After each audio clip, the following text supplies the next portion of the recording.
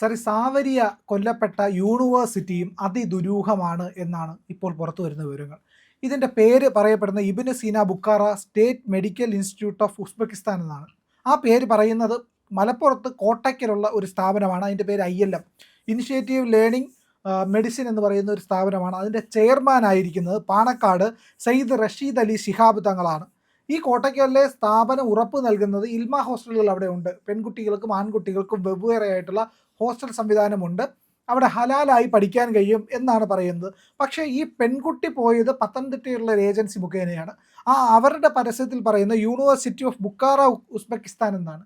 ഇതേ യൂണിവേഴ്സിറ്റി തന്നെ മറ്റൊരു സ്ഥലത്ത് വേറൊരു പേരിലാണ് വേറൊരു സ്ഥാപനം വിശേഷിപ്പിക്കുന്നത്. അപ്പോൾ അടിമുടി ദുരൂഹമാണ്. ഇങ്ങനെ ഇൽമ ഹോസ്റ്റലുകളായിട്ട് ആൺകുട്ടികൾക്കും പെൺകുട്ടികൾക്കും വെവ്വേറെ ഹോസ്റ്റലുകളാണെങ്കിൽ ഇവരെങ്ങനെ ഒരുമിച്ച് താമസിച്ചു പഠിച്ചു? അപ്പോൾ ഇവർക്ക് അടുത്തിടപഴകാനും മതം മാറ്റാനുമുള്ള സൗകര്യം അവിടെ ചെയ്തു കൊടുക്കുന്നുണ്ടോ എന്നുള്ള ഒരു പ്രധാനപ്പെട്ട ചോദ്യമാണ്. പാണക്കാട് സയ്യിദ് റഷീദ് അലി ശിഹാബ് തങ്ങൾ ഇതിൽ മറുപടി പറയാൻ ബാധ്യസ്ഥനുമാണ്. കാരണം അദ്ദേഹം ചെയർമാനായിട്ടുള്ള ഇൻസ്റ്റിറ്റ്യൂട്ട് ഈ കോളേജിനെ പറ്റി പറയുന്നുണ്ടല്ലോ. സാർ, ദുരൂഹതയല്ലേ? സാറിൻ്റെ അഭിപ്രായം എന്താണ്? അല്ല, ഒന്ന് ഈ പാണക്കാട് തങ്ങൾമാർക്ക് ഉണ്ട് എന്ന് അവരവകാശപ്പെടുന്നൊരു മഹത്വമൊന്നും അവർക്കില്ല എന്ന് ഒരിക്കൽ കൂടി ഇതിന്ന് തെളിയുകയാണ്, മുസ്ലിം ലീഗ് എന്തൊക്കെ പറഞ്ഞാലും. കാരണം അല്ലെങ്കിൽ ഇങ്ങനത്തെ ഒരു സ്ഥാപനത്തിൻ്റെ ഒരു കക്ഷിയായിട്ട് ഇദ്ദേഹം എന്തിനിരിക്കുന്നു? കാരണം ഒരു യൂണിവേഴ്സിറ്റിക്ക് 3 സ്ഥലത്ത് 3 പേര്. ആ യൂണിവേഴ്സിറ്റിയിലേക്ക് ഇസ്ലാമിക അത് 94% പേരും അവിടുത്തെ ഇത് മുസ്ലിങ്ങളാണ്, ഹനാഫി മുസ്ലിങ്ങളാണ്, സുന്നികളാണ്. അവർ ലോകത്ത് 30% മുസ്ലിങ്ങളും ആ ഗ്രൂപ്പിൽപ്പെട്ടവരാണ്. അതിൻ്റെ ഏജൻ്റായിട്ട് ഇദ്ദേഹം പ്രവർത്തിക്കണം എന്നുണ്ടെങ്കിൽ ഈ കൊലപാതകത്തിൽ അദ്ദേഹത്തിനും കൂടി പങ്കുണ്ടെന്നല്ലേ ഇതിൻ്റെ അർത്ഥം? അതെ. അല്ലാതെ പിന്നെ എങ്ങനെയാണ് അദ്ദേഹത്തിന് പങ്കില്ല എന്നെങ്ങനെ പറയാൻ കഴിയും? ഈ കൊലപാതകത്തിൽ അദ്ദേഹത്തിന് പങ്കുണ്ട്. കാരണം മലപ്പുറത്തുള്ളൊരുത്തനല്ലേ അവിടെ പോയിരിക്കുന്നത്, ഇല്ലേ?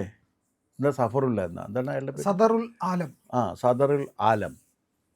ആ സദറുൽ ആലം മലപ്പുറത്തു നിന്നല്ലേ പോയിരിക്കുന്നത്. മലപ്പുറത്തു നിന്ന് അവിടെ പോയിട്ട് മതപരിവർത്തനത്തിന് വേണ്ടി ലവ് ട്രാപ്പ് ഉപയോഗിക്കണം. അതിനാണ് ലവ് ജിഹാദ് എന്ന് പറയണത്. അതെ.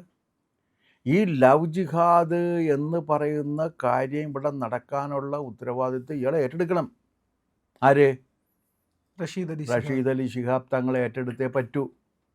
അല്ലാതെ ഞാൻ മഹാനാണ്, ഞാനിവിടെ ലീഗിൻ്റെ ആളാണ്, ഞാനിവിടെ ആ അമ്പലത്തിൽ ഞാൻ പോയിട്ടുണ്ട്, അമ്പലത്തിൽ നിങ്ങൾ എവിടെയെങ്കിലുമൊക്കെ പോയിക്കോ, പക്ഷേ ഇതിൻ്റെ നിങ്ങൾ ഈ കൊലപാതകത്തിന് നിങ്ങൾ കൂടി ഉത്തരവാദിയാണ്.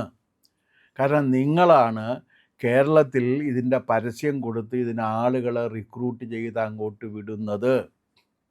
ഇസ്ലാമികമായ രീതിയിൽ മെഡിസിൻ പഠിക്കാം എന്നാണല്ലോ പറയണത്. അതെ. ഇസ്ലാമിന് അങ്ങനെ ഒരു മെഡിസിൻ ഉണ്ടോ? ഇസ്ലാമിക മെഡിസിൻ ഉണ്ടോ? അതില്ലല്ലോ.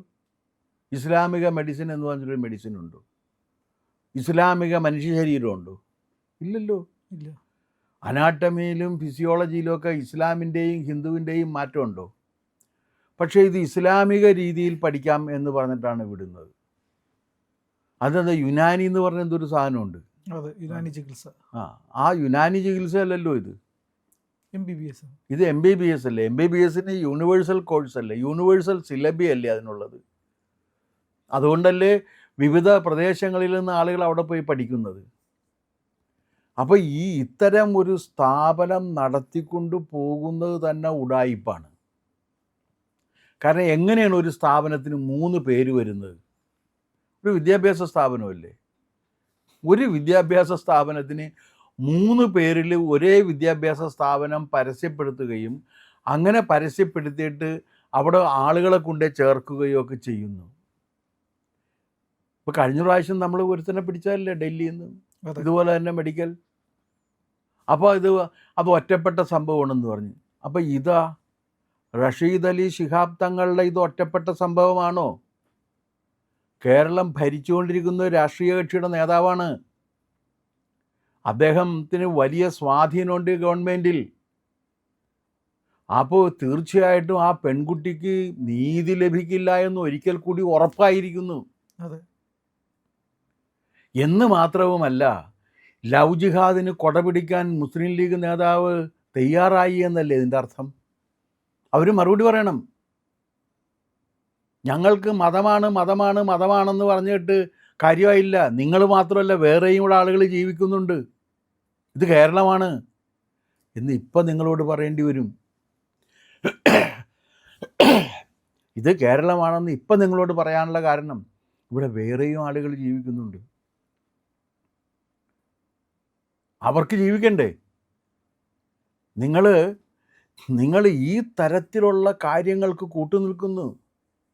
ആഭ്യന്തര വകുപ്പ് മന്ത്രിക്ക് ഈ കാര്യത്തിൽ ആഭ്യന്തര വകുപ്പ് മന്ത്രി ശ്രീ രമേശ് ചെന്നിത്തലയ്ക്ക് എന്താണ് പറയാനുള്ളതെന്ന് അറിയാനും താല്പര്യമുണ്ട്. KPCCയുടെ ഭാരവാഹികളും മുഖ്യമന്ത്രി പിന്നെ ഇസ്ലാമിക തീവ്രവാദി ഗ്രൂപ്പുകളുടെ ആളാണെന്ന് സമ്മതിച്ച്. പക്ഷേ ഇസ്ലാമിക തീവ്രവാദി ഗ്രൂപ്പുകളുടെ ആളാണെങ്കിൽ അദ്ദേഹം മുഖ്യമന്ത്രിയാണല്ലോ. എല്ലാവരുടെയും മുഖ്യമന്ത്രിയല്ലേ? എല്ലാവർക്കും നീതി ഉറപ്പാക്കാൻ ബാധ്യസ്ഥനല്ലേ? അദ്ദേഹത്തിന് ഈ കാര്യത്തിൽ എന്ത് പറയാനുണ്ട്? താങ്കൾക്കെതിരെ നടപടി സ്വീകരിക്കാൻ അദ്ദേഹം തയ്യാറാകുമോ? കാരണം ഇത്തരത്തിൽ ഒരു വ്യാജ പരിപാടി നടത്തിക്കൊണ്ടിരിക്കുകയാണ് താങ്കൾ. അവിടെ പോയിട്ട് ഇസ്ലാമികമായ വിശുദ്ധിയോടുകൂടി ഹലാലായിട്ട് MBBS പഠിച്ചു വരാമെന്നാണ് പറയണത്. ഹലാലാലത്ത് എന്താ തുപ്പിയിടണാണ്? ഹലാല് മെഡിസിനൊക്കെ തുപ്പിയിട്ട് കൊടുക്കുമെന്ന് എന്താണ് ഇവർ പറയുന്നതിൻ്റെ അർത്ഥം? ഹലാൽ വിദ്യാഭ്യാസം. ഹലാൽ വിദ്യാഭ്യാസം എന്ന് പറഞ്ഞു കഴിഞ്ഞാൽ എല്ലാത്തിനും ഹലാല്. എന്തൊരു അപകടമാണ്! അതിന് ഇദ്ദേഹം കൂട്ടുനിൽക്കുന്നു. കോട്ടക്കൽ ഇദ്ദേഹത്തിൻ്റെ ഒരു സംഘടന ഉണ്ടെന്നാണ് പറയണം.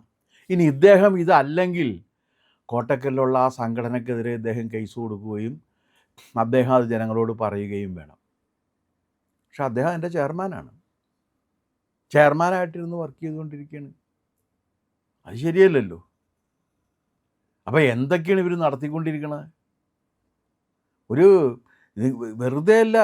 കാരണം ഇപ്പോൾ ഒരു മുസ്ലിം സ്ഥാപനത്തിൻ്റെ പേര് കേട്ട് കഴിഞ്ഞാൽ ആളുകൾക്ക് ഭയം വരുന്നതിനിത് ഇടയാക്കില്ലേ? ആൺകുട്ടികൾക്കും പെൺകുട്ടികൾക്കും വെവ്വേറെ ഹോസ്റ്റൽ എന്ന് പറഞ്ഞ് കൊണ്ടുപോകുന്നു. എന്നിട്ട് പറയണം അവർ രണ്ടുപേരും കൂടി ഒരു ഹോസ്റ്റലിലാണ് താമസിച്ചെന്ന്. മലപ്പുറത്തു നിന്ന് ഒരുത്തിനെ വിടുന്നു. ആ പെൺകുട്ടിയെ വശീകരിച്ച് ഇതാക്കിയിട്ട് അവൾ മതം മാറാൻ തയ്യാറല്ല എന്ന് പറഞ്ഞപ്പോൾ അവളെ തല്ലിക്കൊല്ലുന്നു. എന്തൊരു പരിപാടിയാണിത്! എന്നിട്ട് ഇവർ ഇതുവരെ പ്രതികരിച്ചിട്ടില്ല. അതെ. അല്ല സാർ, ഇതിനകത്ത് തന്നെ ഇവർ ഇടപെട്ടിട്ടുണ്ടായിരിക്കും. ഭരണതലത്തിൽ വലിയ സ്വാധീനമുണ്ട്. കേരളത്തിൽ നിന്ന് ഒരു സമ്മർദ്ദവും ഇതുവരെ പോയിട്ടില്ല. ഇല്ല, ഒന്നും ചെയ്തിട്ടില്ല. കേന്ദ്രത്തിനോട് ഒരു കാര്യവും ആവശ്യപ്പെട്ടിട്ടില്ല. ഇല്ല, അല്ലെങ്കിൽ ആവശ്യപ്പെടുന്നതാണില്ല. പിണറായി അല്ലെങ്കിൽ എവിടെയൊക്കെ ഓടിപ്പോകുന്നതാണ്, എന്തേ ഇവർ പോകുന്നില്ല? അല്ല, സൗദിയിൽ ഏതോ ഒരു കുട്ടിയെ കൊന്ന ഒരു കേസിൽ ഒരാളുണ്ടായിരുന്നു. അയാൾക്ക് വേണ്ടി കോടിക്കണക്കിന് രൂപ പിരിച്ചു കൊടുത്തു. അല്ല, അതിനെ കൊണ്ടുവരാൻ വേണ്ടി എന്ത് പ്രവർത്തനമാണ് ഇവിടെ നടത്തിയത്? അല്ല, നിങ്ങൾ കാണേണ്ട ഒരു കാര്യമുണ്ട്. ഒരു കൊലപാതകി സൗദിയിൽ കൊലപാതകം നടത്തിയ ഒരാളെ തിരിച്ചു കൊണ്ടുവരാൻ വേണ്ടിയിട്ട് 42 കോടി രൂപ ഒരാഴ്ച കൊണ്ട് പിരിക്കാനുള്ള ശേഷിയുണ്ട് ഇവിടുത്തെ ഇസ്ലാമിക സംഘടനകൾക്ക്. അതാണ് നമ്മൾ കാണേണ്ടത്. കൊലപാതകി എവിടെയായാലും കൊലപാതകിയല്ലേ? അയാളെ കണ്ട് തിരിച്ചു കൊണ്ടുവന്നു കഴിഞ്ഞാൽ എന്താണ്? കൊലപാതകി ആ കുറ്റം അതിൻ്റെ ശിക്ഷ അനുഭവിക്കണ്ടേ? ആ ശിക്ഷ അനുഭവിക്കാതെ അയാളെ കാശ് കൊടുത്ത് തിരിച്ചു കൊണ്ടുവരികയാണ്. അതിന് 42 കോടി രൂപ ഒരാഴ്ച കൊണ്ട് കളക്ട് ചെയ്യാൻ കഴിഞ്ഞു.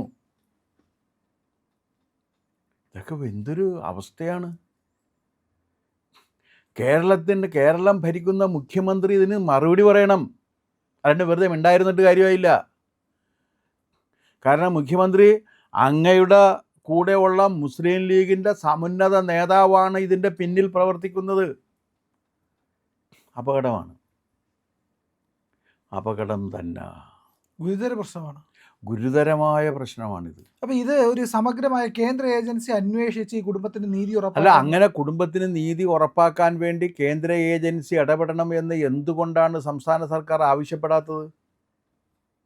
സംസ്ഥാന സർക്കാർ ആവശ്യപ്പെടേണ്ടതല്ലേ? സർ, ഇത്തരത്തിലൊരു മതം മാറ്റം മാത്രമല്ല, ഹരിപ്പാട്ടുകാരിയല്ലേ ഈ കുട്ടി?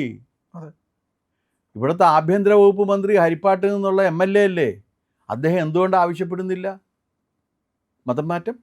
മതം മാറ്റം മാഫിയ ആ യൂണിവേഴ്സിറ്റിയിൽ പ്രവർത്തിക്കുന്നുണ്ട് എന്നുള്ളത് ഉറപ്പാണ്. ഉറപ്പുണ്ട്. അപ്പോൾ ആ മതം മാറ്റം എന്ന് പറയുമ്പോൾ അതിന്റെ കൂട്ടത്തിൽ തീവ്രവാദ പ്രവർത്തനം ഉണ്ടാവും. ആ തീർച്ചയായിട്ടും തീവ്രവാദി ഇവിടെ നിന്ന് പോയിട്ടുള്ള ആൾക്കാർ അവിടെ ഉണ്ടെങ്കിൽ അവർ ഇന്ത്യയുമായിട്ട് ബന്ധപ്പെട്ട എല്ലാ തീവ്രവാദ സംഘടനകളുമായിട്ട് സഹകരിക്കുന്നുണ്ടാവും.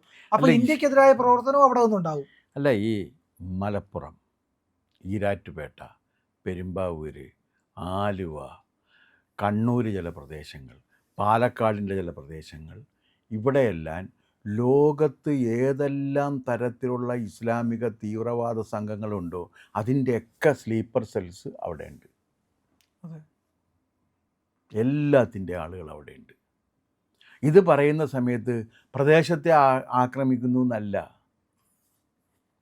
ഇപ്പോൾ ഈ മൂന്ന് പേര് കൊല്ലപ്പെടുന്നില്ലേ അതെ. ഗുജറാത്തിൽ? ആരാണ്? 2 പേര് ഈരാറ്റുപേട്ടയിൽ നിന്ന്, ഒരാൾ മലപ്പുറത്ത് നിന്ന്.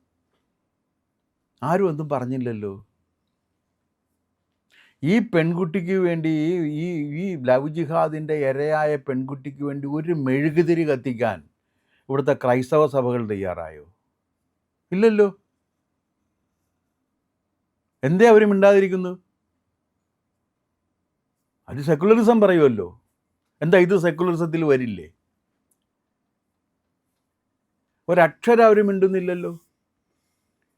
മാനവികത പറയുന്ന കുറച്ച് പാതിരിമാരില്ലേ, എവിടെ പോയി അവരൊക്കെ?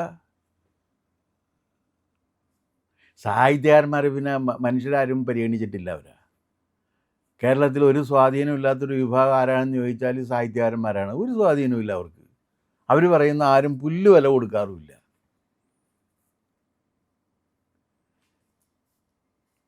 എന്താ ഇവരൊന്നും മിണ്ടാതിരിക്കുന്നത്? ഇത്ര ഗുരുതരമായൊരു പ്രശ്നം നടന്നിട്ട് ഇവരെന്തുകൊണ്ട് മിണ്ടാതിരിക്കുന്നു? അപ്പോൾ ഈ പാണക്കാട് കുടുംബത്തിന് ഈ പറയുന്ന തീവ്രവാദികളുമായിട്ട് ബന്ധമുണ്ടായിരിക്കേണ്ടേ? അതിൻ്റെ വിവരങ്ങൾ കൂടി അന്വേഷിക്കേണ്ടതല്ലേ? അന്വേഷിക്കണം. ഒന്നാമത് ഇവർ യമനികളാണ്. അതെ. ഇവർ ഇവിടുത്തുകാരല്ല. അവരുടെ രൂപം കണ്ടാൽ തന്നെ അറിയാൻ പാടില്ലേ.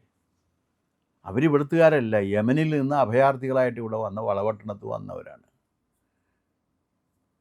അപ്പോൾ അന്ന് വന്നപ്പോൾ ഇവർക്ക് മറ്റേ ഇവിടെ ഉള്ള മുസ്ലിങ്ങളെക്കാൾ കൂടുതൽ അറബി അറിയാമായിരുന്നു എന്നായിരുന്നു അവർ കരുതിയിരുന്ന.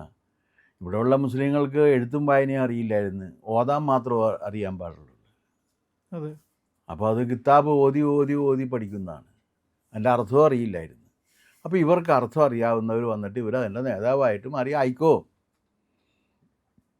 എന്നിട്ട് എല്ലാവർക്കും അരി ജപിച്ചു കൊടുക്കും, കുരുമുളക് ജപിച്ചു കൊടുക്കും, 1 രൂപയും കൊടുക്കും. അതും അയക്കോ.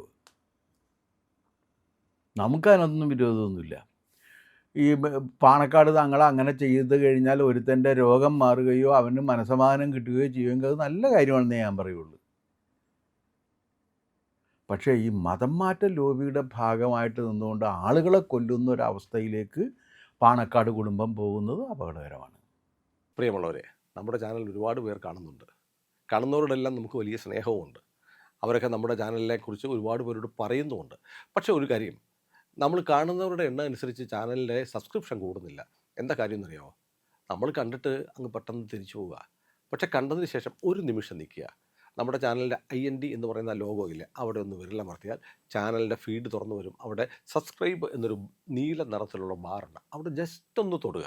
തൊട്ടടുത്തൊരു മണിയുടെ ചിത്രമുണ്ട്, ബെല്ലൈക്കൺ. അവിടെ ഒന്ന് തൊട്ടാൽ നിങ്ങൾക്ക് നമ്മുടെ എല്ലാ വീഡിയോകളും കാണാനുള്ള നോട്ടിഫിക്കേഷൻ കിട്ടും. മാത്രമല്ല ചാനലിൻ്റെ ഒരു സബ്സ്ക്രൈബറായി മാറുകയും ചെയ്യും. അത് ഞങ്ങൾക്ക് വലിയ സഹായമായിരിക്കും. ഉറപ്പായിട്ടും അത് ചെയ്തിട്ടില്ല എങ്കിൽ ഇപ്പോൾ തന്നെ ഒന്ന് ചെയ്യണേ.